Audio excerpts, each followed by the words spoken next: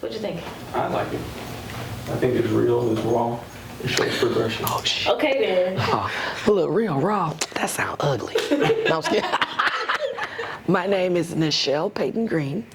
I am the branch head librarian here at the Bertha Pleasant Williams Library Branch on Rosa Parks Avenue. Okay. I think interview done, man. I know, right? You done already talked. So what is your, first, what made you want to get into this position in the first place? And I thought about that because I did not major in library science in college. I attended Troy University and I majored in American history and broadcast journalism. I switched from my minor from theater because I was like, I already know how to do this. I'm good. I don't want to pay for this. I already know how to do this part. So let me pick something else where I can gain a little technical skill, some more know-how that I don't have.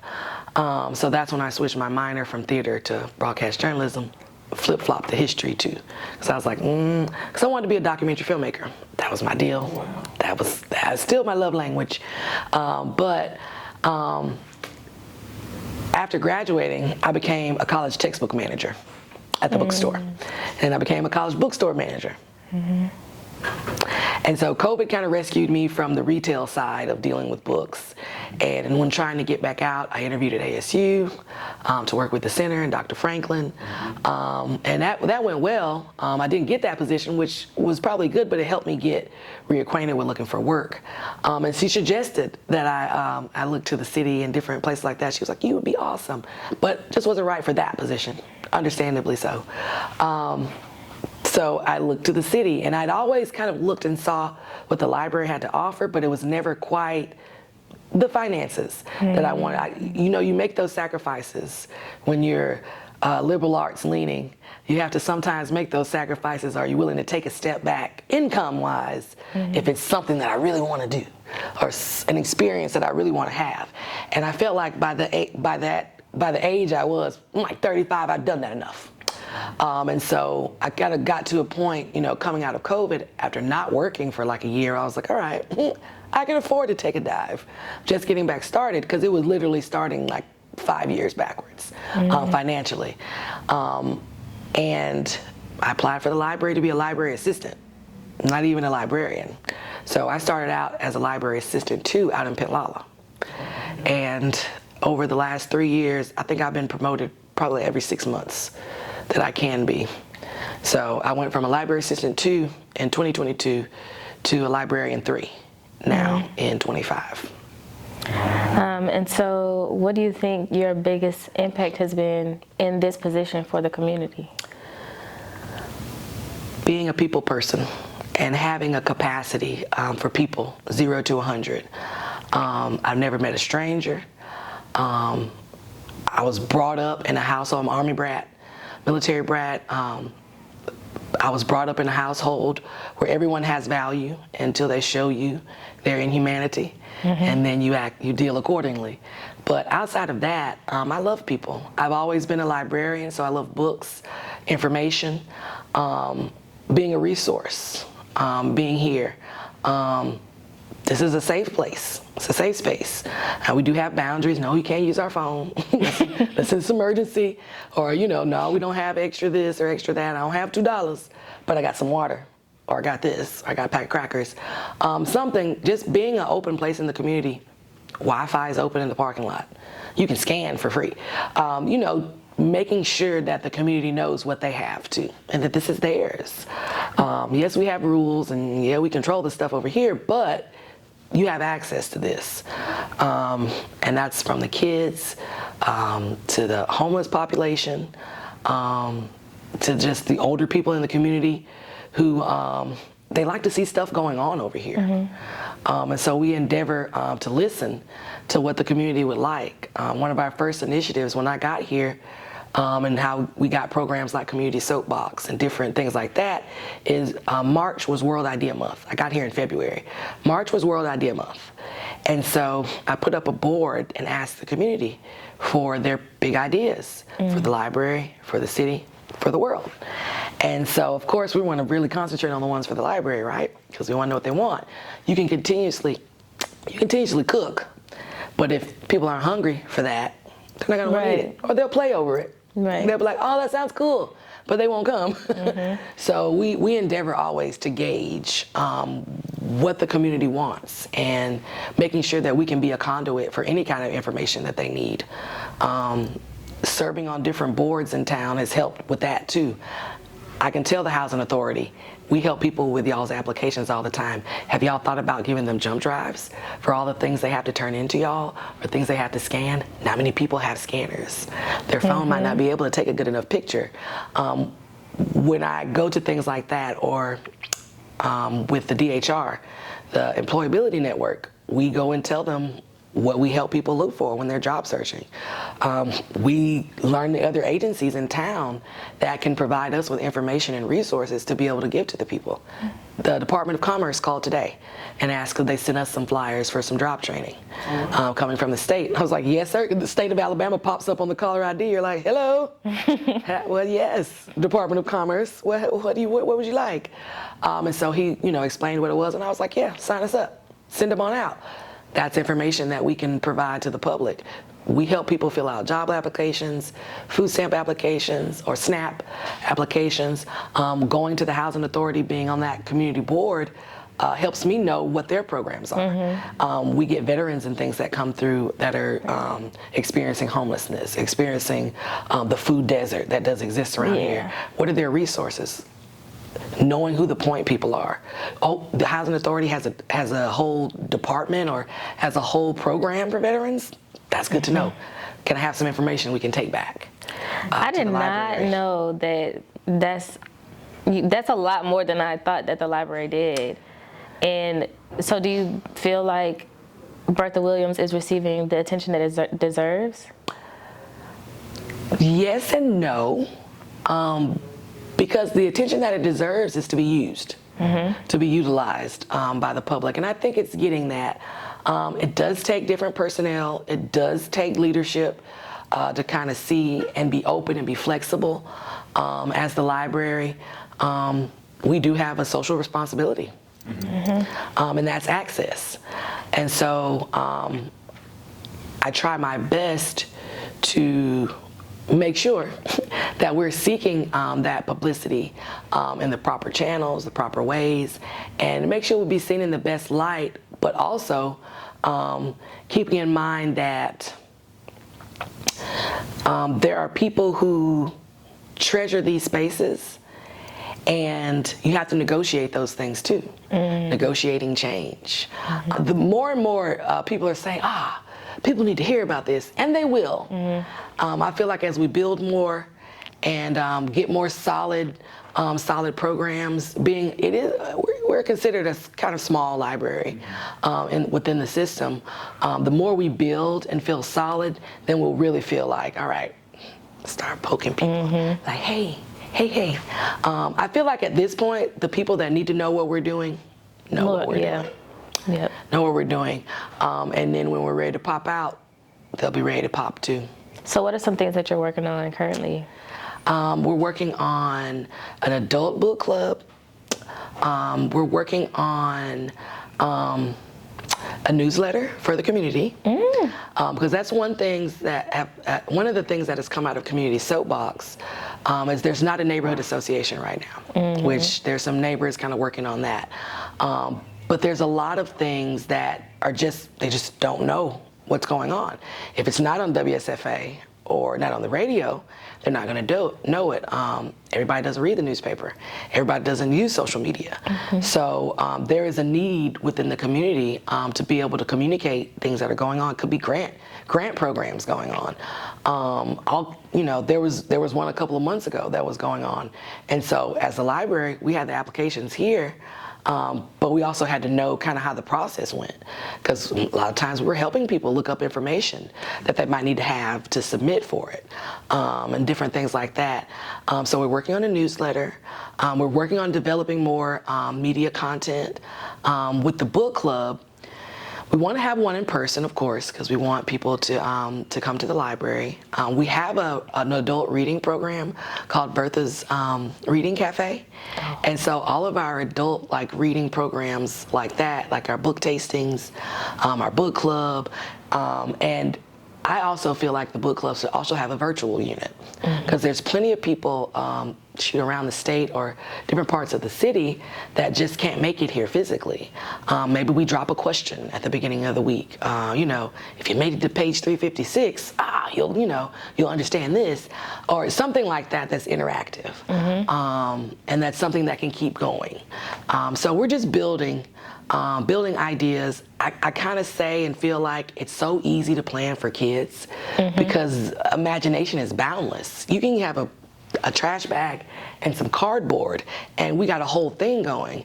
The hardest thing for us is planning for the adults. There's timing, time of day of the week, nighttime programming. That's what all the adults are like, oh, we need this, or you should do this. And it's like, that's cool and all, but when are we gonna do that? So I think that's gonna take just some organizing, and some things might have to happen at other branches that stay open a little later. Like our fall and spring hours now, Rufus Lewis stays open till 9 o'clock some nights. The downtown branch stays open till 9 o'clock. The Louder branch on Bell Road, on some nights of the week, they stay open till 9 o'clock. Some branches are open on the weekends now. So in mostly weekend morning hours for everybody except Morgan, so they're open on Saturday and Sunday. So Saturday morning from 9 to like 1, and then Sunday evening from like 2 to 6. The library is open downtown. So they're sharing the wealth too. We can get really bogged down and just like us, but at some point too, what happens here promotes all the libraries. Yeah. Part of our summer reading challenge was going to at least 2 programs at other libraries to spread the wealth. I tell people all the time, you could probably go to a story time every day of the week if you need something for you and your kids to do. Each branch does it on a different day, sometimes the same day. So, again, that quality of life. Yeah. We're working on quality of life from the library. If there's anything in leadership that you could choose one thing that would allow them, or if you could choose one thing to ask for from leadership, what would it be and why? Money. Money. The budget makes or breaks a lot of things in any kind of public sector, nonprofit sector, public sector. Library functions as a nonprofit within the city, right? So most of our funding and thing comes from grants, comes from state funding, APLS funding. So that leaves us under ridicule or things like that, but good God, we could always use more money for so many things. Having groups like you come, there are library systems that can afford to pay you guys to come to the library. Fortunate enough. You guys just love the arts in the community, but you know what I'm saying? Like, that's a topic that we have to broach with people, with performers, with shares, and luckily, we're generally able to come across people who will donate that time for the sake of, good programming, good exposure. It's a give and take. What do you have going on? We can, do something like that. The Lion's Den Cigar Lounge sponsored water and juice for one of our open mic nights. Met him, he was like, all right, what y'all doing? I want to get involved in the community. We could always use money for stuff, and that's just water. Yeah. Extra water bottles. Budgets be tight. Copies cost 20 cents. The library's not balling. People still like, wait, 20 cents, okay. You come out and copy things, I'd be like, all right, $1. Thank you. And they'll be like, keep the change. I'm like, thank you. This will be a box of crayons. So money, because money talks. Money talks, money buys things, money provides things. Money. No, that's a solid response. I feel like everything you said plus is always going to be money for infrastructure, money for, like you said, resources, money for the ability to, again, promote the space in the way that you need it to. So, yeah. And correct me if I'm wrong, but the the library system is now underneath the Department of Cultural Affairs. It is. It has been. Yes. But yes, it is. Our new Director of Cultural Affairs is bomb. And one of her initiatives is making sure that all the departments are kind of functioning in a way where we're all visible, cross-promoting.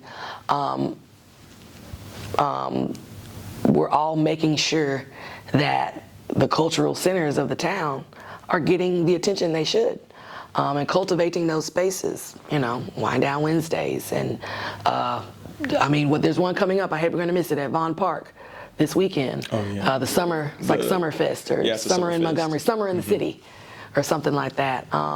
Just creating those quality of life things has just contributed to, I think, the growth for everybody. Tell them again exactly where we are. Oh, yeah. How they can find you, some of the things that are immediately accessible to them now.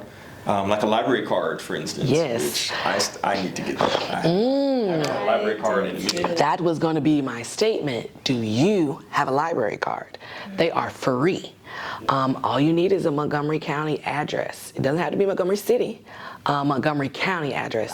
It's free to get a library card. All you'd have to do is have, if you don't have a Montgomery County ID with that address on there, if you have two forms of like mail, like a bill, something like that, you can secure a library card. That gets you access to checking out 10 books if you're a child, because you can get cards from 0 to 100, 10 books for children, 15 for adults, and different kinds of media, like we have movies, we have music, some library branches have DVD collections, some of them have CD collections of music. You have access to all those things to be able to check out. So many online databases that you can use for research, for entertainment.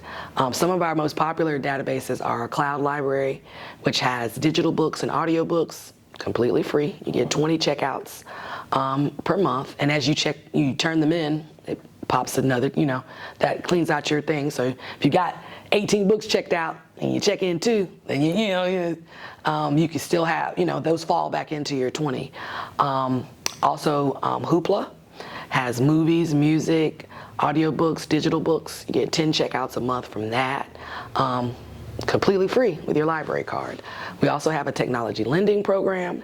Our technology lending program has laptops, notebooks, and internet hotspots, Wi-Fi hotspots that can attach up to 5 devices. And you can check those out after having your library card for at least 30 days. You do have to present a valid ID and sign a technology lending program contract for upkeep of the products, and saying, hey, if you break something, you're going to pay for it. But you get to check them out for 7 days at a time. You have to physically bring them back in. We check them. If you need to check it out again and no one else needs one, you're free to check it out again. And a lot of those things, that program came out of COVID, people needing access to the internet. And so I think each branch at one point had about 10 to 15 Wi-Fi boxes that were available for checkout. 5 notebooks, 5 iPads, and people found use for them. They found the need, like, oh snap, the cable people aren't coming till Monday. I've got work to do over the weekend. Okay. Technology lending program. Okay, so can you give us your social media and where we are right now?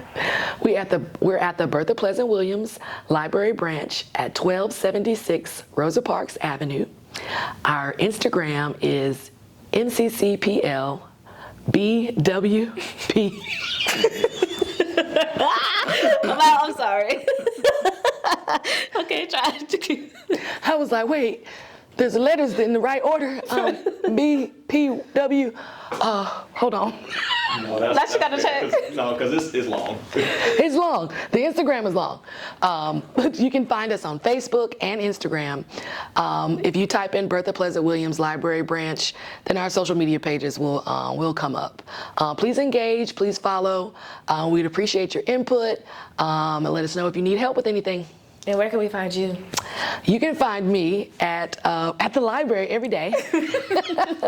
But I'm Nichelle Peyton Green on all of my social media except I'm Southern Shell 22 on Instagram and Southern Shell 85 on TikTok.